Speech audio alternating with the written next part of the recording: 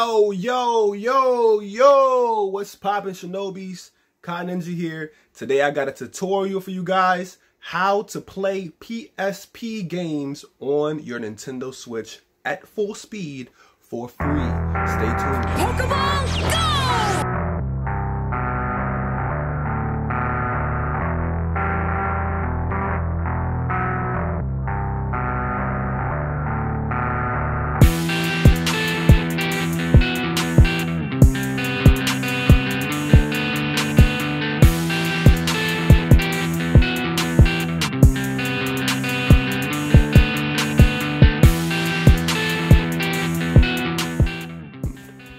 Alright, so before we begin, I want to say this is free of charge. All it costs you is a like on the video and to hit the subscribe button with the quick attack if you already haven't done so. Alright, so there's a couple of things you're going to need. You're going to need either a computer or you're going to need a cell phone that has a micro SD card slot, one or the other. And you need to already be hacked on your Nintendo Switch with custom firmware running, whether it's Rainix, whether it's Switch OS or whatever, SXOS, or whether it is Atmosphere. I personally prefer Atmosphere. It's the best custom firmware, hands down, and it probably always will be the best custom firmware, but that's just a personal preference. You can be on any of the three. And next, you're gonna need a little bit of time and patience to get through this video because this is the only way to get the PSP running on the Nintendo Switch at full speed. So let's go ahead and jump right on into this tutorial. First, you're gonna need to take your Switch SD card out and put it into your computer or your cell phone. Me personally, I have my Switch plugged into the micro USB slot and running to my computer. Now, I will have a future video coming that can show you guys how to configure this and get it all set up, because it is actually quite tricky to get it working with the USB, but I have a video coming in the future for that, so stay tuned for that. The first thing you're gonna need to do is head over and grab tinfoil from the link in the description, and you're gonna download this and copy the contents of it directly to the root of your SD card. Now here you can see I have my Switch. If we go to SD card, this is the root, meaning that we're not within a folder, we're just inside of the Switch SD card itself. You're gonna copy the tinfoil, you can see I have mine there, to your SD card. Next, you're gonna download the Retroarch Nsp, my personal Nsp that I have linked in the description below as well.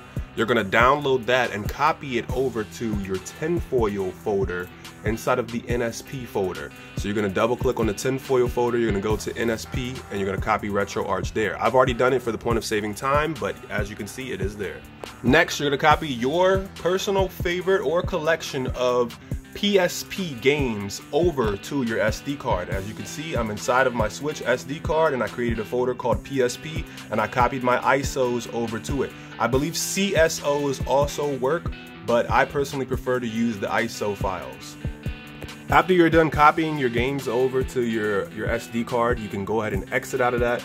Take your SD card out from your computer. Me, I just have to remove the USB. And then you're gonna head over to your Nintendo Switch. From here, you're gonna go over to the Homebrew App Store. It's the Homebrew App Store right there. You're gonna go online. You're gonna download Retroarch. You need to make sure that you get Retroarch, the latest version. You don't wanna get ones that you find like outside of the Homebrew store because the most recent version is always on the Homebrew store. Next, you're gonna launch up tinfoil. Once that's booted up, you're gonna click the title management, install NSP, and you're gonna go down to Retroarch and install it. I have already installed it, so I'm gonna skip this step for the sake of saving us some time. Now we're here at the Switch home screen. I've backed out of the Homebrew menu. You should have a new icon pop up that looks like that. Now if your Switch home screen doesn't look like mine, check out my last video, how to install custom themes on your Nintendo Switch. And also, in order to do that, you will need to have a hacked Switch to begin with. So you can also check out my other video, how to hack Nintendo Switch, and it works for all current firmware versions. Alright, now once you start up Retroarch, you will not be greeted with a menu that looks like mine. Yours will look a little bit more generic or basic, but what you're going to do is you're going to click on drivers. When you're on drivers, you're going to scroll down until you see something called menu. You're gonna change yours to XMB for cross media bar. Once you do that, you have to reboot Retroarch. You go ahead and reboot Retroarch. You will now be greeted with a menu that looks like this. Now what you're gonna do from here, you need to go to Online Updater. When you click on Online Updater, you're gonna go ahead and click on Update Assets. Give me a second to connect my Switch online. So the first thing you're gonna wanna do is you're gonna wanna update your assets, because your screen might be a little glitchy, like you might not have everything clear like how mine looks. Your screen might be a little glitchy. You're gonna update the joypad profiles, update your cheats, update your databases, update your overlays, update your GL/SL shaders. And after you've done all of that, you need to do them one at a time and wait for the bar that will pop up on the bottom to go to 100%. Once you're done with that, you're gonna click on Content Downloader, and you're gonna scroll all the way down until you see Sony PlayStation Portable, and you're gonna download that asset. Once you've done that, you can back on out, and we're gonna go over to some other settings that we need to get set up for this to be running full speed. So you're gonna scroll over here to Load Content. You're gonna click on Start Directory. You're gonna click on that. You're gonna scroll down to where you have your ROM located. Mine is inside of PSP. And then you're gonna click on the game you wanna boot. We're gonna boot Kingdom Hearts Birth by Sleep. So let's go ahead and get that running. Take a little second to boot up. Moment to say thank you to all my sponsors and all of my donators. You guys helped make this a reality. So we now have the headquarters. We're gonna be on the road, traveling across the country. You guys are gonna see a lot more of that. But if you aren't already a sponsor, consider sponsoring to help me make more things like this come into fruition, and to help kick this thing off and get this going much faster, and to produce more content. So back to the regularly scheduled program. And as you see, here we are inside of Kingdom Hearts Birth by Sleep. Now yours is gonna be squished. The aspect ratio might not be right, but I'm gonna show you how to set that up right now. So you're gonna open up your Retroarch menu. You're gonna go over here to video, and then you're gonna scroll down until you see aspect ratio, and you're gonna set it from 4:3 to 16:9. This is my personal preference. You can keep it like that if you want, but I personally like to use the entire screen when I play video games, even if it somewhat squishes it, but in this case, it doesn't seem to squish it. Next, you're gonna scroll all the way over here to the left where it says quick menu. You're gonna go down to CPU overclock. This is very important. If you skip this step, your game will be slow, low quality, glitchy. It would sound like crap. The audio will be fucked up, all of that. You're gonna click on CPU overclock, and you're gonna put it on maximum performance. This is gonna enable your Switch to run at full speed, so that way you can take advantage of this powerhouse we have right here, this hybrid powerhouse, and run full PSP games at full speed on it. So let's go ahead and jump back into the game. So here we are inside of Kingdom Hearts Birth by Sleep on our Nintendo Switch. Now we can unplug this, by the way. We don't need this plugged up anymore. Just to show you, we're running this natively. Now see, the controls are remapped. So this is circle, this is X, this is square, this is triangle, because you got to remember we're playing a PSP here. You click on continue, it will skip a little bit because it's trying to load. Now the thing about it that I want you to remember is that this is messed up in the sense that you can't currently see your save files, but that's not a problem. If you save and you only have one file, you know to press X, scroll over to the left, press X again, and it'll load right up.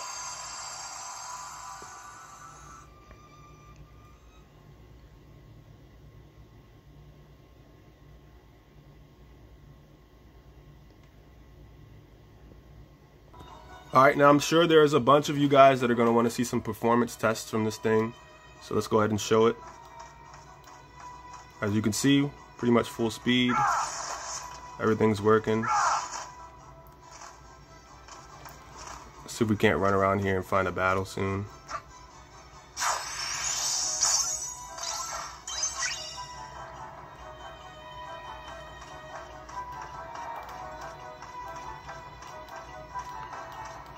Maybe we'll get into a cutscene instead. Who knows?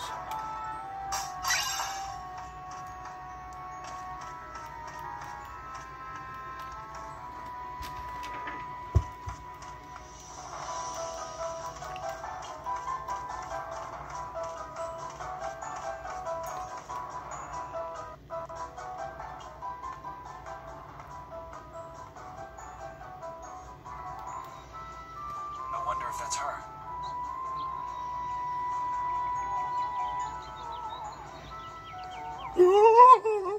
What the hell are you doing? Oh. Oh, hello. Who are you? Aren't you startled? I'm gonna pause the video for a second and I'll be back with some battles for you guys. All right, here we go. Got a battle lined up.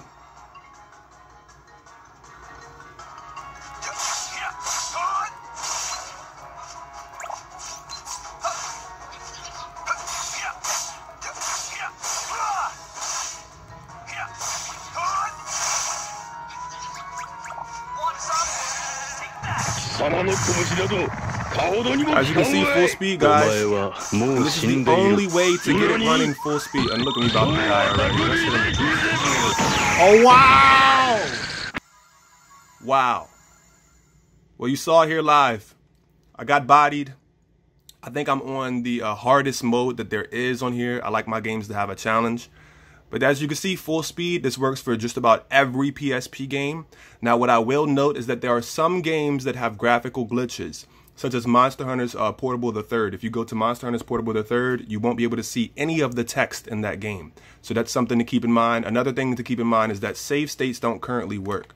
So if you go into save a slot, like say if I save right here, it'll tell me that it's saving and that it's saved, but when I go to load it, it just freezes up the whole entire thing. Now, if you're having any issues with this, feel free to join my Discord, link down below in the description, or follow me on Twitter at ninja__3x and send me a message and I will help you get it resolved as best I can. Unfortunately, I can't always check my YouTube comments and respond to every YouTube comment because YouTube doesn't give me notifications for every single comment that I get. So sometimes I might get a comment and I don't even get notified that I have a new comment because I have so many flooding in from other videos. So if you DM me on Discord or on Twitter, I prefer Twitter because I can respond much faster to that. I would definitely help you get your problems or issues. There is my in-depth tutorial for how to get PSP running on Nintendo Switch at full speed, and this is the only way to do so properly as of right now. Now, next, what I'm going to tell you guys is that I have a video coming out either later today or tomorrow that's going to show you how to run near full speed Nintendo DS games. So stay tuned for that. You're going to make sure that you have hit the like button, subscribed, and cut them notifications on. That way you don't miss out. But I appreciate all you niggas for tuning in. Peace out. Take care of yourselves. Deuces and stay sharp, Shinobis.